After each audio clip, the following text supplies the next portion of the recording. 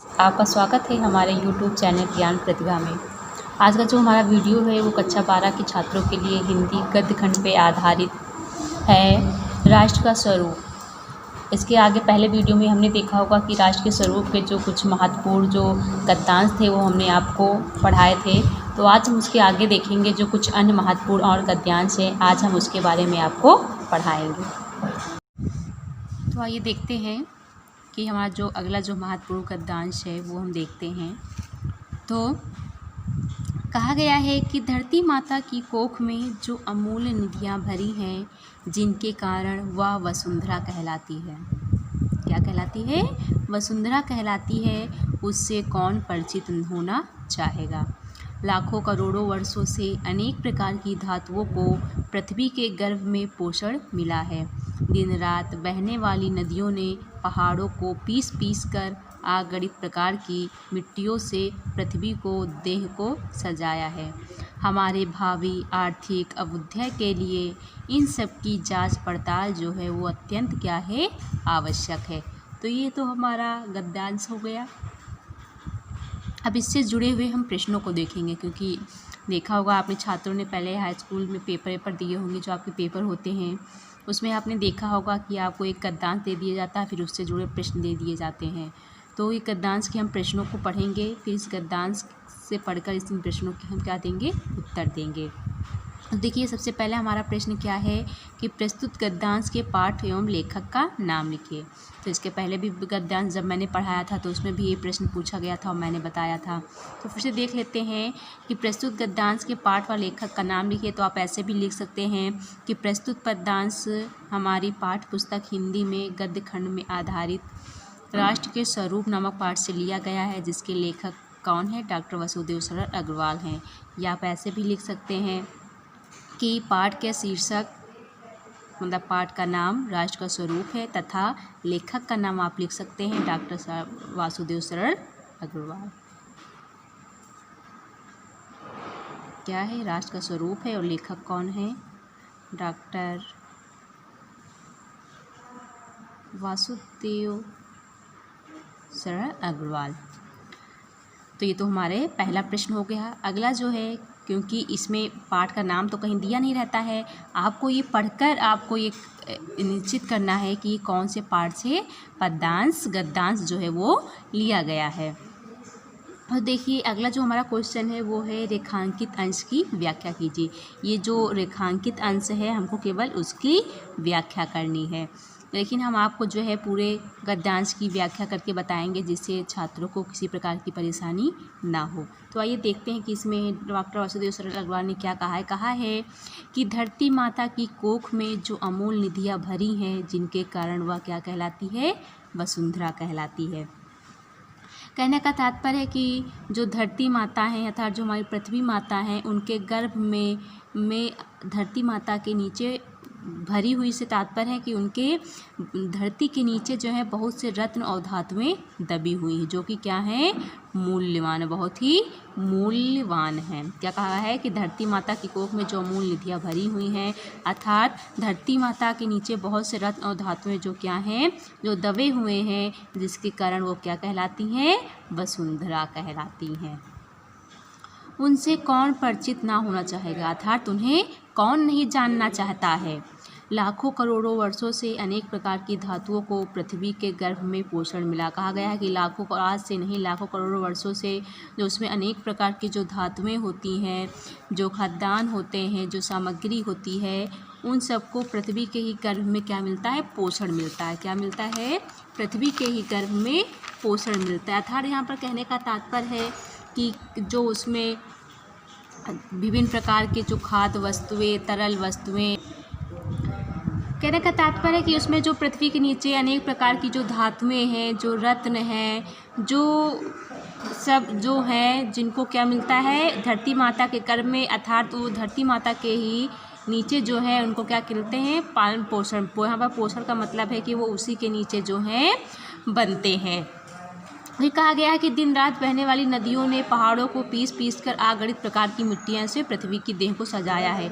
जैसे आप सभी लोग जानते हैं कि हमारे देश में जो है विभिन्न प्रकार की मिट्टियाँ पाई जाती हैं, जैसे जलोढ़ मिट्टी, काली मिट्टी, लाल मिट्टी, दोमट मिट्टी।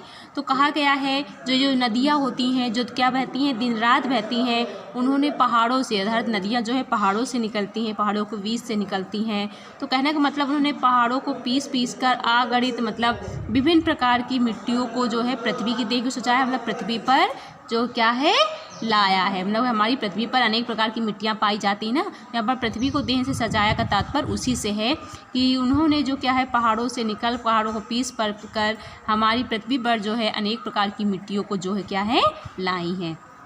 वे कहते हैं हमारे भावी आर्थिक समृद्धि के लिए इन सब की जांच पड़ताल अत्यंत आवश्यक। कहते हैं जो हमारा भावी जीवन है, जो आने वाला आर्थिक जीवन है, उसके उत्थान के लिए अर्थात उसकी उन्नति के लिए जो है इन सब को जांचना, इन सब की जांच पड़ताल अर्थात इन सब के बारे में जानना हमारे लिए क्या है, बहुत ही आवश्यक है। तो ये तो हमारे क्या कहते हैं गद्यांश की व्याख्या हो गई। इसके बाद जो हमारा क्वेश्चन अगला पूछा गया है कि धरती वसुंधरा क्यों कहलाती, जो धरती है वो वसुंधरा क्यों कहलाती है। तो हम देखते हैं कहा गया है कि पृथ्वी को वसुधा अर्थात वसुंधरा इसलिए कहते हैं क्योंकि पृथ्वी जो है वो क्या है, गर्भ में अमूल निधियों का भंडार है। देखिए क्या कहा है कि माता की कोख में अमूल निधियाँ भरी, जिसके कारण यह वसुंधरा कहलाती है। तो धरती वसुंधरा क्यों कहलाती है, क्योंकि पृथ्वी के गर्भ में अमूल निधियों का भंडार है जो लाखों करोड़ों वर्षों से क्या है मौजूद है। इन निधियों को पृथ्वी के गर्भ में ही क्या होता है, पोषण मिलता है। आप ये लिख सकते हैं कि पृथ्वी के गर्भ के में अमूल निधियों का भंडार है, जिसके कारण इसे क्या कहा जाता है, वसुंधरा ये कहलाती है। फिर अगला हमारा जो प्रश्न है, पृथ्वी की देह को किसने किससे सजाया है। पृथ्वी की देह को किसने किससे सजाया है। तो आप लिख सकते हैं कि पृथ्वी की देह को नदियों ने सजाया है। किसने सजाया है, पृथ्वी की देह को नदियों ने सजाया है, क्योंकि उन्होंने जो है दिन रात क्या किया है, क्योंकि उन्होंने जो है दिन रात क्योंकि उन्होंने दिन रात जो है बहने वाली नदियों ने पहाड़ों को पीस कर उनको मिट्टी में परिवर्तित कर देती हैं तथा अनेक प्रकार की मिट्टियों से पृथ्वी के देह को सजाती हैं। तो देह को किसने सजाया है, तो पृथ्वी की देह को निरंतर यानी दिन रात बहने वाली नदियों ने सजाया है, जिन्होंने इन नदियों ने पहाड़ों को पीस कर क्या कहा है, पहाड़ों को पीस करके उनको क्या है मिट्टी में बदल देती हैं और इस प्रकार उन्होंने पृथ्वी को की देह को सजाया है। फिर अगला जो हमारा प्रश्न पूछा गया है वो है भावी आर्थिक अभ्युदय हेतु हमें क्या करना चाहिए। तो देखिए यहाँ पर दिया गया है कि हमारे भावी आर्थिक अभ्युदय के लिए इन सब की जांच पड़ताल अत्यंत आवश्यक है। क्या है, इन सब की जांच पड़ताल अत्यंत आवश्यक है। तो भावी आर्थिक के लिए इन सब का क्या है, जांच पड़ताल करना अर्थात इसको जानना जो है हमारे लिए बहुत आवश्यक है। तो ये तो हो गया इस पर गद्यांश से जुड़े हुए प्रश्न उत्तर। इसके अलावा जो अन्य महत्वपूर्ण जो और हमारे पाठ के लिए अन्य महत्वपूर्ण जो गद्यांश है वो हम आगे देखते हैं। तो उसके आगे का जो अगला हमारा जो महत्वपूर्ण गद्यांश है वो हम देखते हैं कि इसमें क्या कहा गया है। इसमें कहा गया है कि माता अपने सब पुत्रों को समान भाव से चाहती है, इसी प्रकार पृथ्वी पर बसने वाले बराबर हैं, उनमें ऊंच और नीच का भाव नहीं है। जो मातृभूमि के उदय के साथ जुड़ा है वह समान अधिकार का भागी है। पृथ्वी पर निवास करने वालों का जनों का विस्तार अनंत है। नगर और जनपदपुर और गांव, जंगल और पर्वत नाना प्रकार के जनों से भरे हुए हैं। वे जन अनेक प्रकार की भाषाएं बोलने वाले, अनेक धर्मों के मानने वाले, फिर भी ये मातृभूमि के क्या हैं, पुत्र हैं और इसका कारण उनका सौहार्द भाव अखंड है। सभ्यता और रहन सहन की दृष्टि से जन एक दूसरे के आगे पीछे हो सकते हैं, किंतु इस कारण से मातृभूमि के साथ उनका जो संबंध है उनमें कोई भेदभाव उत्पन्न नहीं हो सकता है। तो ये तो हमारा गद्यांश था। अब इससे जुड़े हुए हम प्रश्नों को देखते हैं। तो पहला हमारा प्रश्न क्या है कि प्रस्तुत गद्यांश के पाठ एवं लेखक का नाम लिखना है। क्या है, पाठ और लेखक का नाम लिखना है। तो जैसा पहले भी अभी मैंने गद्यांश में बताया है, तो इसमें क्या हो जाएगा ऐसे भी आप लिख सकते हैं कि प्रस्तुत शीर्षक मतलब पाठ का नाम क्या है, राष्ट्र का स्वरूप, और इसके लेखक का नाम है डॉक्टर वासुदेव शरण अग्रवाल। या आप ऐसे भी लिख सकते हैं संदर्भ के रूप में कि प्रस्तुत गद्यांश हमारी पाठ्य पुस्तक गद्य गरिमा में संकलित डॉक्टर वासुदेव शरण अग्रवाल द्वारा लिखित राष्ट्र का स्वरूप नामक निबंध से उद्धृत है। आप चाहें ऐसे भी लिख सकते हैं। अगला जो हमारा प्रश्न है वो है रेखांकित अंश की व्याख्या कीजिए। तो रेखांकित अंश तो आपको पता है, जिसके नीचे लाइन खींची रहती है उसे हम क्या कहते हैं, रेखांकित अंश कहते हैं। तो आपको इस रेखांकित अंश की व्याख्या करनी है, लेकिन आपको जो है हम पूरे जो है अंश पूरे गद्यांश की व्याख्या करके बताएंगे, जिससे आपको किसी प्रकार की परेशानी ना हो। तो आइए देखते हैं क्या कहा है माता अपने सब पुत्रों को समान भाव से चाहती है, इसी प्रकार पृथ्वी पर बसने वाले जन बराबर हैं। तो इसमें जो है प्रस्तुत गद्यांश में जो है स्पष्ट किया गया है कि जो प्रत्येक माता होती हैं वो अपनी सभी पुत्रों को परस्पर मतलब आपस में समान रूप से जो है प्यार करती हैं। मतलब किसी को कम किसी को ज़्यादा नहीं करती हैं। क्या करती हैं, सभी पुत्रों को समान भाव से अर्थात बराबर प्रेम करती हैं। कहा गया इस प्रकार पृथ्वी पर बसने वाले जन बराबर हैं। वह सबके क्या कहा गया है कि जो माता होती है वो सबको बराबर प्रेम करती हैं, वह सबके दुख में दुखी और सुख में आनंद का अनुभव करती हैं। और कहा गया है कि इसी प्रकार पृथ्वी भी हमारी क्या है, माता है। जो पृथ्वी है वो हमारी क्या है, माता है। और उस पे जो बसने वाले लोग हैं वो क्या हैं, सब क्या हैं, पृथ्वी माता के लिए बराबर। अर्थात जो पृथ्वी माता है वह सभी छोटे बड़े प्राणियों को प्यार देती है। सभी जो प्राणी हैं उस पर जो है उस पर अपना समान अधिकार रखते हैं। इसी प्रकार जो पृथ्वी की संतानों के बीच ऊंच नीच का भाव है वो नहीं होना चाहिए। क्या कहा गया है कि पृथ्वी पर बसने वाले बराबर हैं, उनमें ऊंच नीच का भाव नहीं है। अर्थात जो पृथ्वी माता होती है वो उस पे रहने वाले, चाहे वो गरीब हों, चाहे अमीर हों, चाहे छोटे हों, चाहे बड़े हों, वो सबको एक समान समझती है। और इसी प्रकार जो पृथ्वी हमारी माता है और अपने सभी छोटे बड़े प्राणियों को क्या देती है, प्यार देती है। इसीलिए कहा गया है कि प्राणी भी उस पर अपना जो है समान अधिकार समझते हैं। उनमें जो है ऊंच नीच का भाव नहीं होना चाहिए। कहते हैं ऊंच नीच का भाव नहीं होना चाहिए। कहते हैं जो मातृभूमि के उदय के साथ जुड़ा हुआ है वह समान अधिकार का भागी। कहते हैं जो मातृभूमि के उदय में अर्थात उनकी उन्नति से जुड़ा हुआ है उस पर जो है उसका क्या है, वो समान अधिकार है। कहते हैं जो हमारी मातृभूमि है उस पर सबका समान अधिकार है। फिर कहा गया है कि पृथ्वी पर निवास करने वाले जनों का विस्तार अनंत है। क्या है, पृथ्वी पर विस्तार करने वाले लोगों का जो क्या है वो क्या है, अनंत है। कहा गया है जो पृथ्वी पर निवास करते हैं लोग, जो पृथ्वी पर लोग रहते हैं, जैसे हम लोग पृथ्वी पर ही तो रहते हैं, तो कहा गया है कि जो लोग पृथ्वी पर रहते हैं उन लोगों को जो विस्तार है वो कैसा है, अनंत है। क्योंकि नगर और जनपदपुर और गांव, जंगल, पर्वत नाना प्रकार के जनों से भरे हुए हैं। क्योंकि जो हमारे देश में जो लोग रहते हैं तो कोई नगर अर्थात शहरों में रहता है, कोई गाँव में रहता है, कोई जंगल में रहता है, कोई पर्वत पे रहता है। तो नाना प्रकार के अर्थात विभिन्न प्रकार के लोगों से यह जो हमारा देश है, जो हमारी पृथ्वी माता है, उनसे क्या है, भरा हुआ है।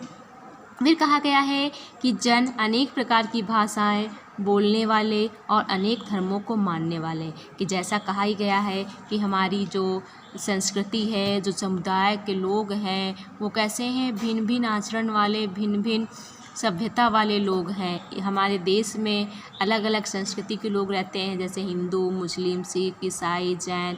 तो इन सब की क्या होती हैं, अलग अलग भाषाएं होती हैं। इन लोगों को अलग अलग धर्मों के लोग होते हैं। तो फिर भी ये सब क्या है, मातृभूमि के पुत्र हैं। लेकिन ये सब क्या है, हमारी धरती माता अर्थात भारत माता के ही पुत्र हैं। कहा गया है और इनका सौहार्द भाव अखंड है। और कहते हैं इनका जो भाव होता है वो कैसा होता है, अखंड होता है। सभ्यता और रहन सहन की दृष्टि जन एक दूसरे से आगे पीछे हो सकते हैं। कहते हैं सभ्यता और रहन सहन की अगर दृष्टि से देखा जाए तो ये एक दूसरे से आगे पीछे हो सकते हैं। कोई गरीब है, कोई अमीर है, कोई छोटा है, कोई बड़ा है, कोई शहरों में रहता है, कोई गांव में रहता है, सभी बताया गया है। तो अगर इन सब की दृष्टि से अगर देखा जाए तो एक दूसरे से ये आगे पीछे हो सकते हैं।